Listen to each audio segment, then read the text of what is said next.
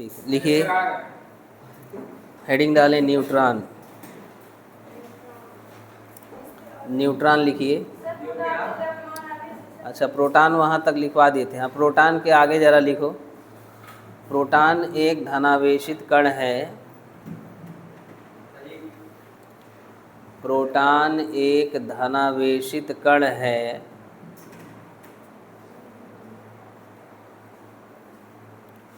Proton एक धनावेशित कण है। इस पर आवेश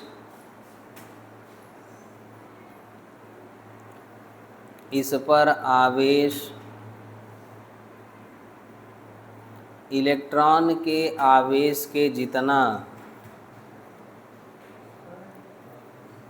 इस पर आवेश इलेक्ट्रॉन के आवेश के जितना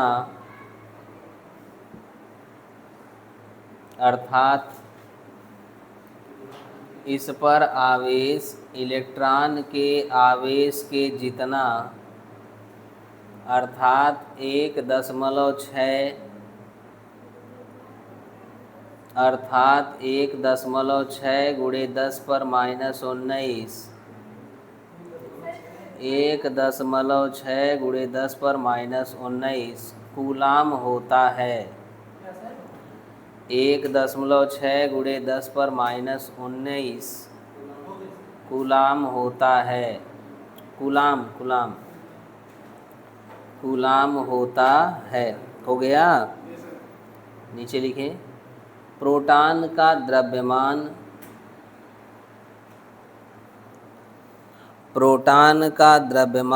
1.67 प्रोटॉन का द्रव्यमान 1.67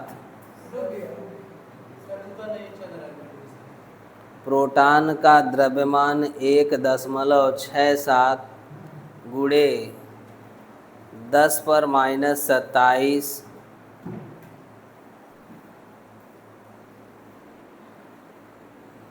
1.67 गुणे 10 पर माइनस 27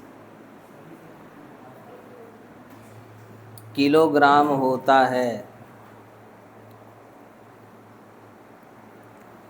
1.67 गुणे 10 पर माइनस 27 किलोग्राम होता है।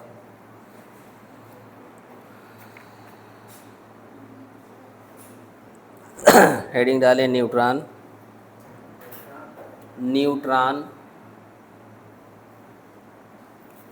हेडिंग डालिए न्यूट्रॉन। न्यूट्रॉन की खोज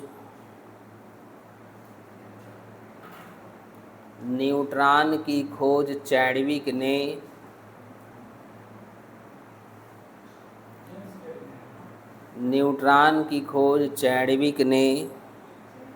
सन 1932 में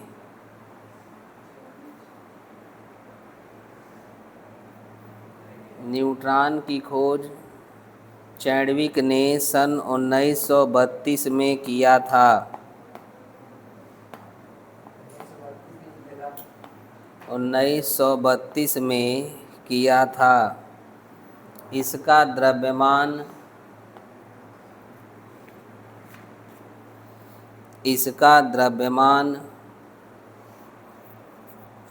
प्रोटॉन के द्रव्यमान के लगभग बराबर इसका द्रव्यमान प्रोटॉन के द्रव्यमान के लगभग बराबर अर्थात 1.67 गुणे 10 पर माइनस 27 लगभग 1.67 गुणे 10 पर माइनस 27 किलोग्राम होता है। 1.67 गुणे 10 पर माइनस 27 किलोग्राम होता है। 1.67 गुणे 10 पर माइनस 27 किलोग्राम होता है। न्यूट्रॉन पर कोई आवेश न्यूट्रॉन पर कोई आवेश नहीं होता है। न्यूट्रॉन पर कोई आवेश नहीं होता है, अर्थात यह एक उदासीन कण है। विद्युत उदासीन लिख लो। अर्थात यह एक विद्युत उदासीन कण है।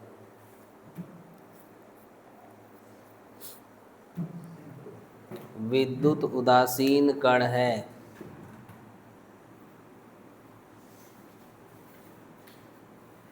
हेडिंग डालिए, वैद्युत धारा की दिशा।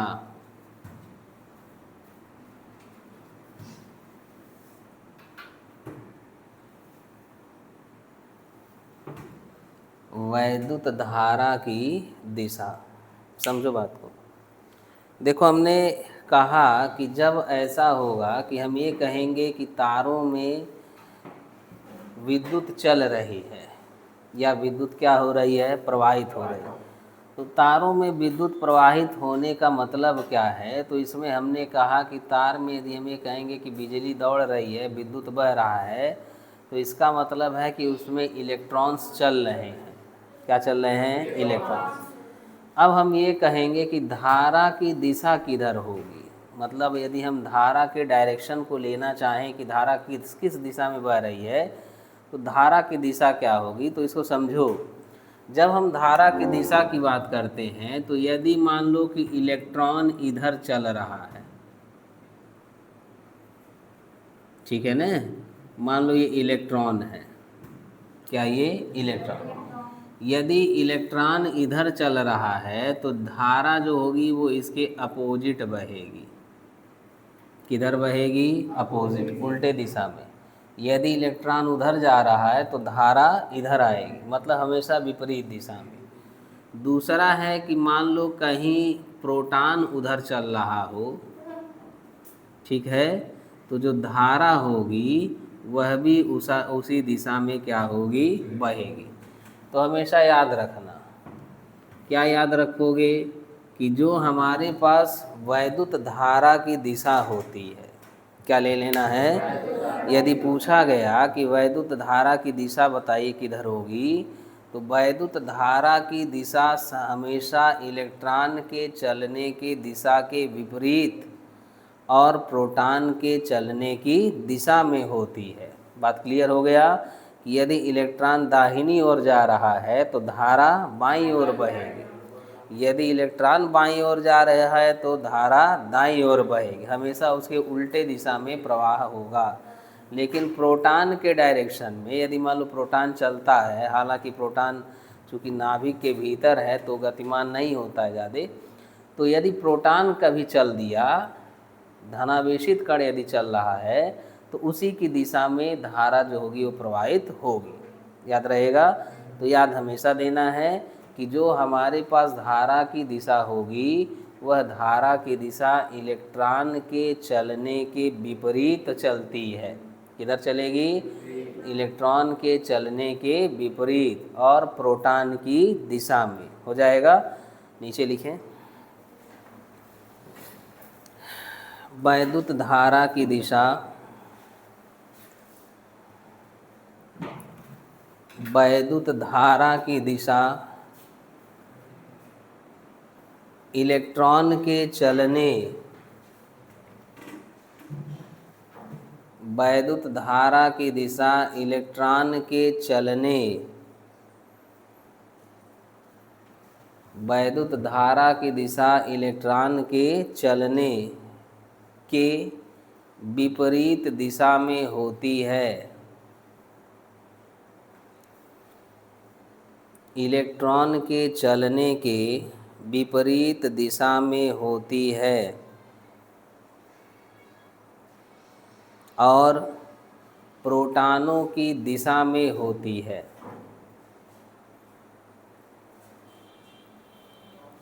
और प्रोटॉनों की दिशा में होती है। दो डायग्राम बना लो। यहाँ आपको बनाया गया है माइनस और यहाँ आपको बनाया गया है प्लस, ठीक है, डायग्राम से बना लो। प्रोटॉनों की दिशा में चलती है। डायग्राम बनाइए।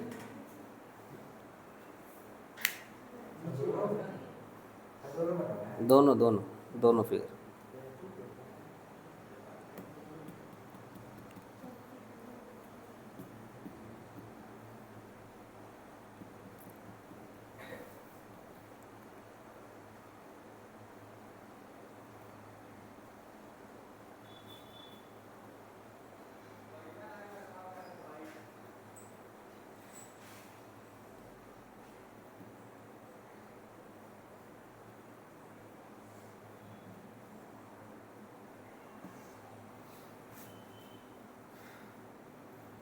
हो गया?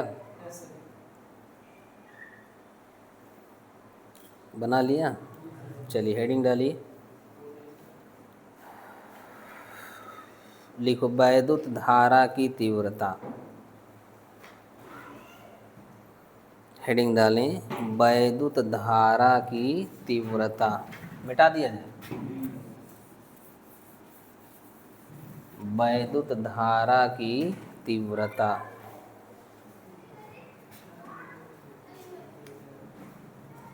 क्या हेडिंग डाल दिया? वैद्युत धारा की। देखो ये सब बातें अच्छे से समझना। अगर आगे पढ़ते हो तो ये सब चीज़ें आपको पूरी समझ में आनी चाहिए, ठीक है ना? नहीं पढ़ोगे तो अलग विषय है, लेकिन यदि पढ़ने का आगे मन रहा तो ये सारे पॉइंट्स आप समझिएगा अच्छे से। वैद्युत धारा की तीव्रता क्या कहता है? इसके पहले देखो हमने टॉपिक पढ़ा वैद्युत धारा। क्या पढ़ा था?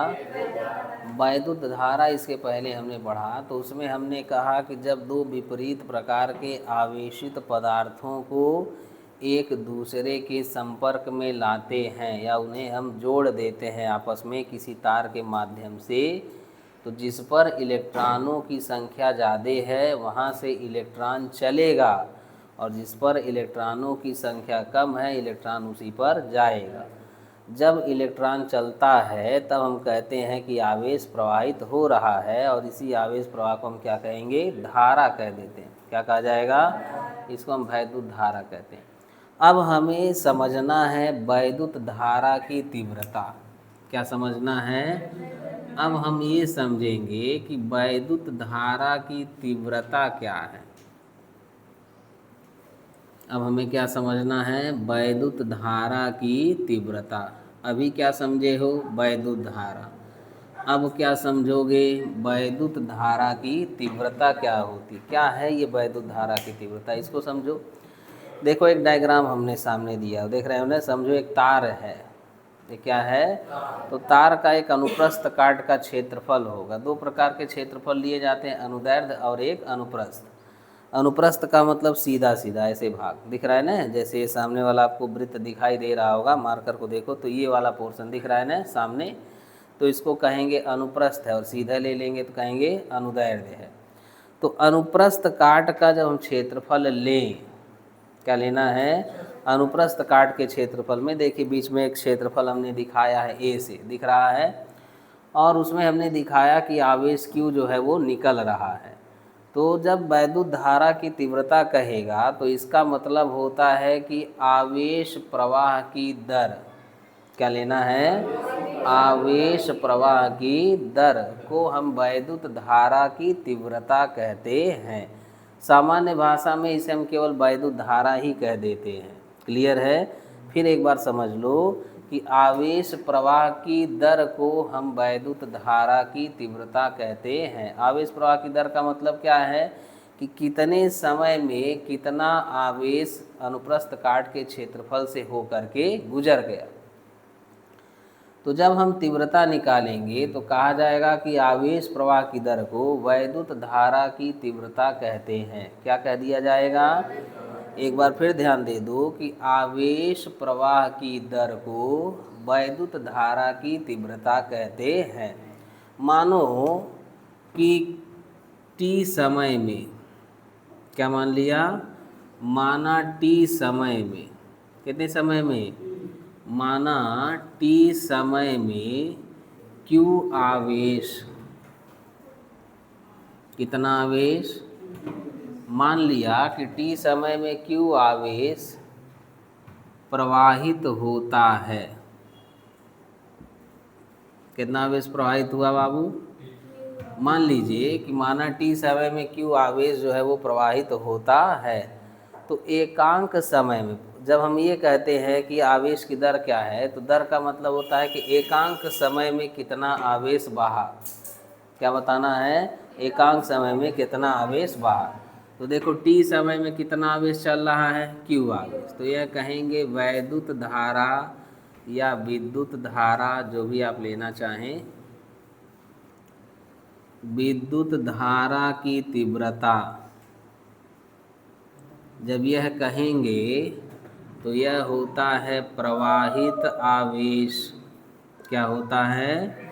प्रवाहित आवेश बटा समयांतराल।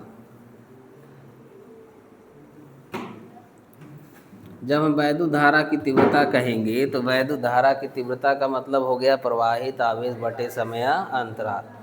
वैद्युत धारा की तीव्रता को हम I से दिखाएंगे। किसे दिखाएंगे? वैद्युत धारा की जो तीव्रता है उसको हम I से दिखाएंगे। तो I बराबर कहेंगे, और प्रवाहित आवेश Q है, समय कितना है T। तो देखा एक सूत्र प्राप्त हो जाता है, I बराबर Q अपॉन T। क्या मिलता है? I बराबर Q अपॉन T। तो हम ये कहते हैं कि आवेश प्रवाह की दर को, किसको? आवेश प्रवाह की दर को वैद्युत धारा की तीव्रता कहते हैं। तो I बराबर हमें फाइंड होता है Q अपॉन T। अब यहाँ I जब हम मापेंगे तो I को मापेंगे किस में? तो जब हम I का मात्रक कहेंगे, किसका मात्रक कहेंगे? I का जब मात्रक कहेंगे तो यह होगा Q का मात्रक। किसका मात्रक होगा? बटे हो जाएगा T का मात्रक। किसका मात्रक हो जाएगा? जब हम कहेंगे कि I का मात्रक बताइए, तो I का मात्रक बराबर हो गया Q का मात्रक बटे T का मात्रक। Q माने आवेश, Q माने क्या है? तो I का जब हम मात्रक कहेंगे तो यह हो जाएगा कूलाम। क्या हो जाएगा? कूलाम बटे T का मतलब हो गया समय। क्या हो गया? तो हम कहेंगे कि वैद्युत धारा का जो मात्रक है वो हो गया कूलाम बटे समय। क्या मात्रक हो गया? तो I का मात्रक होता है कूलाम बटे समय। वैद्युत धारा का SI मात्रक एम्पियर होता है। क्या होता है? याद रखेंगे, भूलना नहीं, पेपर में आएगा 1 नंबर में। जब ये कहा जाएगा कि वैद्युत धारा का SI मात्रक लिखिए, तो वैद्युत धारा का SI मात्रक होता है एम्पियर। क्या मात्रक होता है? तो जब वैद्युत धारा का SI मात्रक कहेंगे तो एम्पियर होता है। कहा जाएगा 1 एम्पियर। क्या कह देंगे? 1 एम्पियर बराबर 1 कूलाम प्रति सेकेंड। 1 कूलाम प्रति क्या हुआ? सेकेंड। बात समझ रहे हो? पॉइंट याद करिए। पहला बिंदु ध्यान देना है कि हमसे कहा जाएगा कि वैद्युत धारा की तीव्रता क्या होती है। क्या समझते हो? तो आवेश प्रवाह की दर को वैद्युत धारा की तीव्रता कहते हैं। आवेश प्रवाह की दर मतलब हो गया कि कितने समय में कितना आवेश अनुप्रस्थ काट के क्षेत्रफल के लंबवत उसमें से गुजर गया। तो जब हम आवेश प्रवाह की दर की गणना करेंगे तो आवेश प्रवाह की दर को ही वैद्युत धारा की तीव्रता कहते हैं। वैद्युत धारा की तीव्रता बराबर आवेश प्रवाह या प्रवाहित आवेश बटे समयांतराल, चाहे समय कहिएगा। ठीक, तो सूत्र बनता है कि वैद्युत धारा की तीव्रता बराबर प्रवाहित आवेश बटे समयांतराल, चाहे समय। वैद्युत धारा की तीव्रता को हम दिखाएंगे I से, तो I बराबर हमें मिलता है Q बटा T। क्या प्राप्त होता है? I का जब मान कहेंगे तो I बराबर हमें मिलेगा Q बटा T। I का मात्रक लोगे तो हो जाएगा Q का मात्रक बटे हो जाएगा T का मात्रक। Q माने आवेश है। क्या है? आवेश का मात्रक कूलाम होता है। T माने समय है, समय का मात्रक सेकेंड होता है। तो वैद्युत धारा का मात्रक हो गया कूलाम बटे समय, समय नहीं लिखना चाहिए, सेकंड लिखना चाहिए, सुधारना है। कूलाम बटे हो गया सेकंड, समय का मात्रक सेकंड। आई का मात्रक हो गया कूलाम बटे सेकंड। एसआई मात्रक कहेंगे तो इसका एसआई मात्रक एम्पियर होता है। क्या होता है? 1 नंबर के क्वेश्चन में आएगा कि वैद्युत धारा का एसआई मात्रक क्या होता है? एम्पियर होता है। क्या होता है? तो वैद्युत धारा का एसआई मात्रक एम्पियर होता है। तो 1 एम्पियर बराबर 1 कूलाम प्रति सेकंड। कर ले जाओगे? बात समझ में आ रहा है? लगा लेंगे। लिखिए क्या हेडिंग डाले हो? आवेश प्रवाह। चलें समझें, हेडिंग डालो 1 एम्पियर की परिभाषा। 1 एम्पियर की परिभाषा, हेडिंग डालिए 1 एम्पियर की परिभाषा।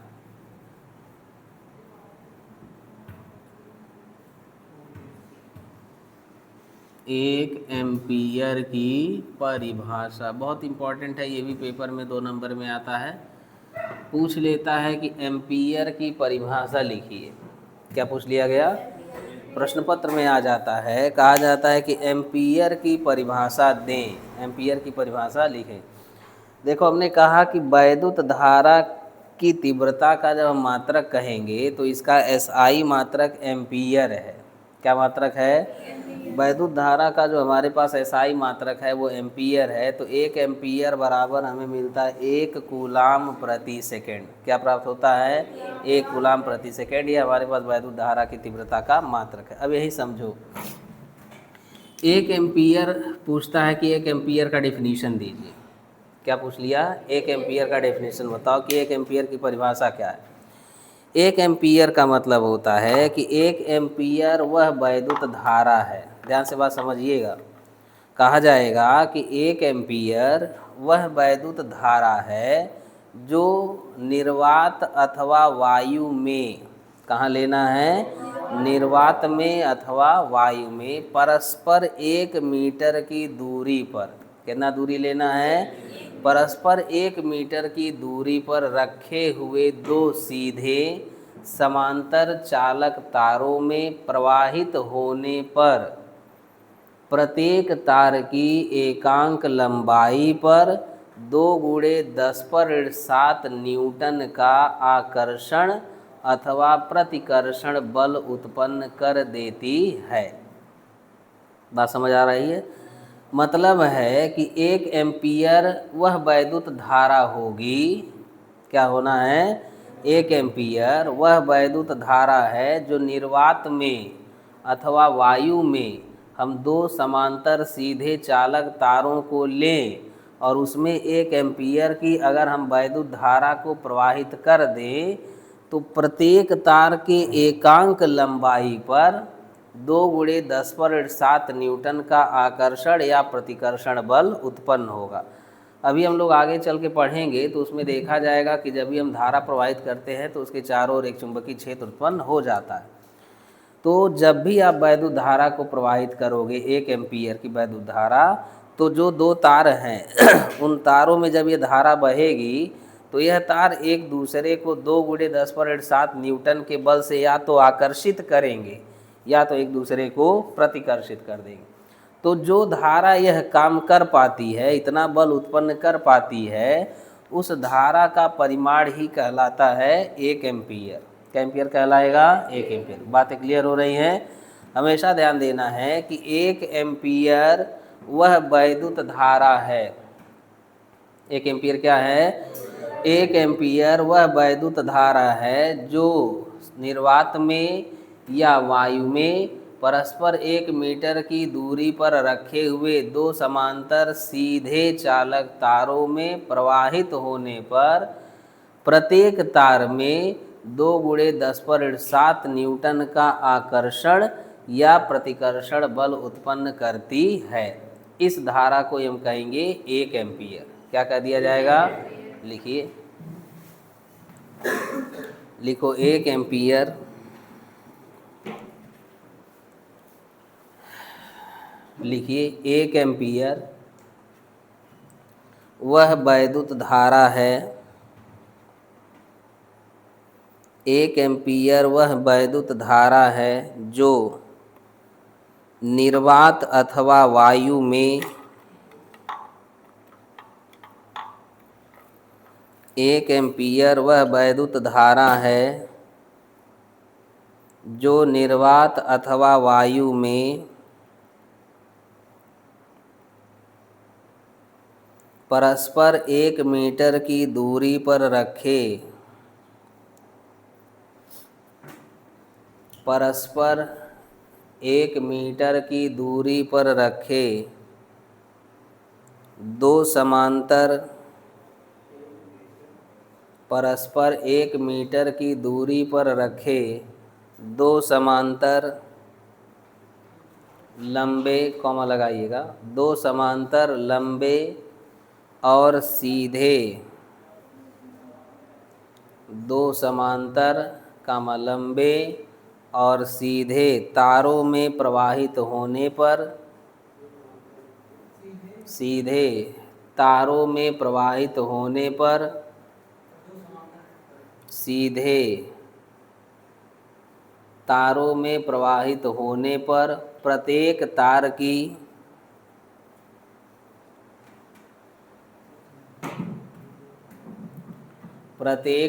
की एकांक लंबाई पर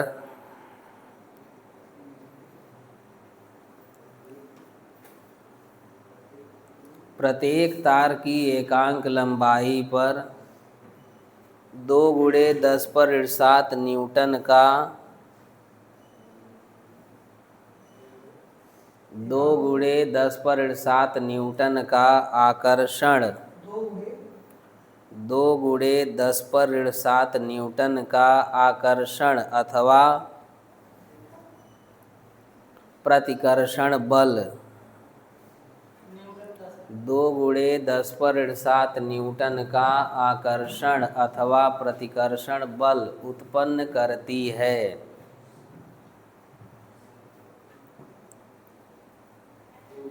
उत्पन्न करती है। पैरा चेंज करो, नीचे लिखो, काले पेन से लिख लो। यदि दोनों धाराओं की दिशाएं, यदि दोनों धाराओं की दिशाएं समान हो, यदि दोनों धाराओं की दिशाएं समान हो तो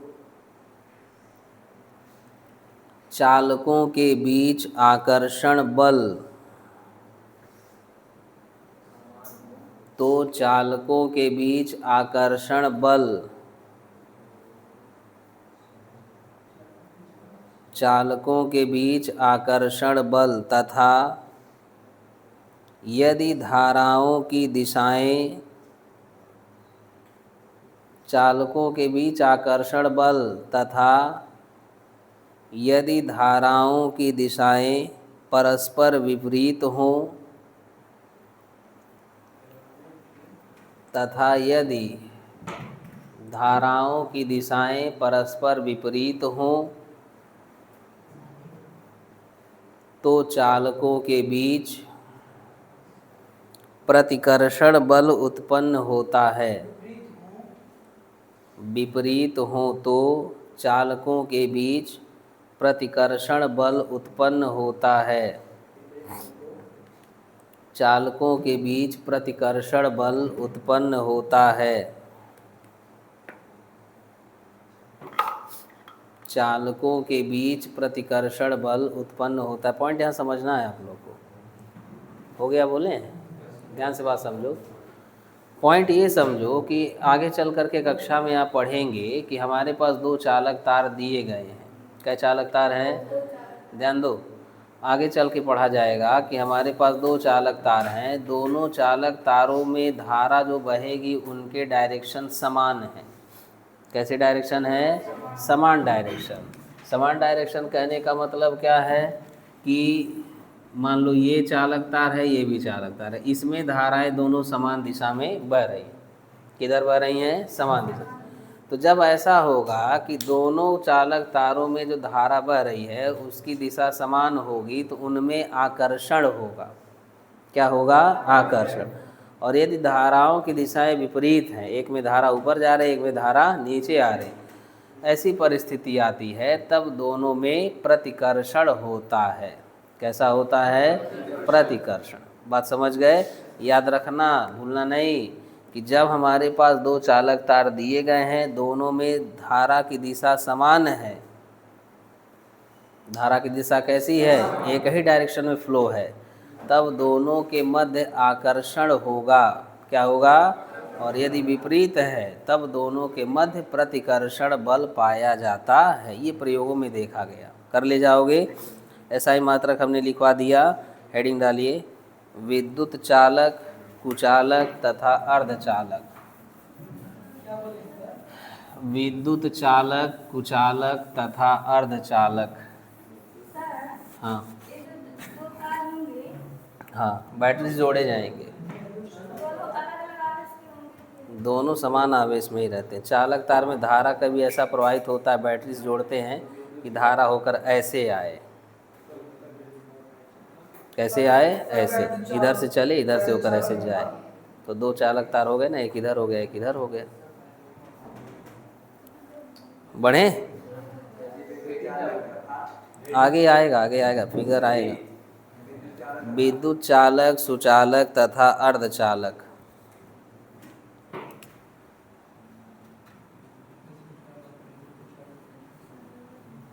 हेडिंग डालिए, विद्युत चालक,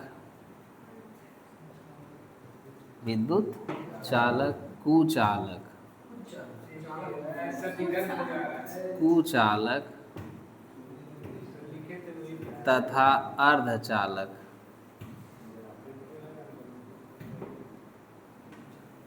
विद्युत चालक, कुचालक तथा अर्धचालक। तीन बातें हैं, समझो फटाफट। हो गया? ध्यान से समझो। एक विद्युत चालक, कुचालक और अर्धचालक।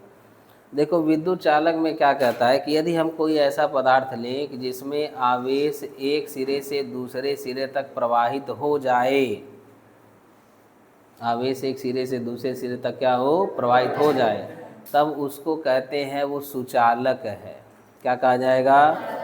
दूसरा होता है कुचालक। यदि आवेश का प्रवाह एक सिरे से दूसरे सिरे तक न हो पाए तब उसको कहेंगे कुचालक है।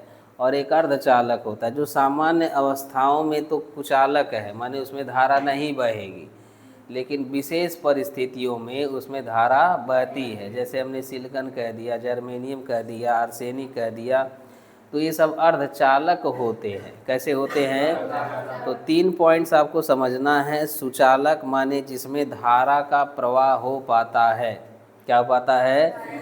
सुचालक का मतलब है कि जिसमें धारा का प्रवाह हो पाता है उसको हम कहते हैं वो सुचालक है। क्या कहेंगे?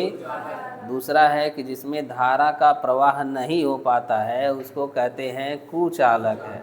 और तीसरा है कि जिनमें विशेष परिस्थितियों में धारा बहेगी उसको कहेंगे अर्धचालक। बात समझ गए? जैसे मान लो आसुत जल ले लिया, समझो। कौन सा जल ले लिया?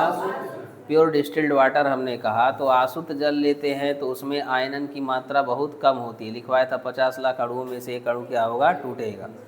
तो उसमें आयनन की मात्रा बहुत कम होती है, इसलिए आसुत जल जो होता है वो कुचालक है। कैसा है? लेकिन यदि उसमें हल्की सी भी अशुद्धियाँ आ गई तब वह तुरंत क्या होगा? सुचालक बन जाएगा, क्योंकि उसमें आयन आ जाएंगे और वह तुरंत सुचालक की भांति कार्य करेगा। तो 3 पॉइंट याद देना है, चालक, चालक, कुचालक और अर्धचालक। बातें क्लियर हो गई? इसमें धारा बहेगी, इसमें धारा नहीं बहेगी, इनमें विशेष परिस्थितियों में धारा बहेगी। बातें क्लियर है? कर ले जाओगे। इस पर कल हम लोग डिस्कस करेंगे, ठीक है ना? कल लिखवाएंगे।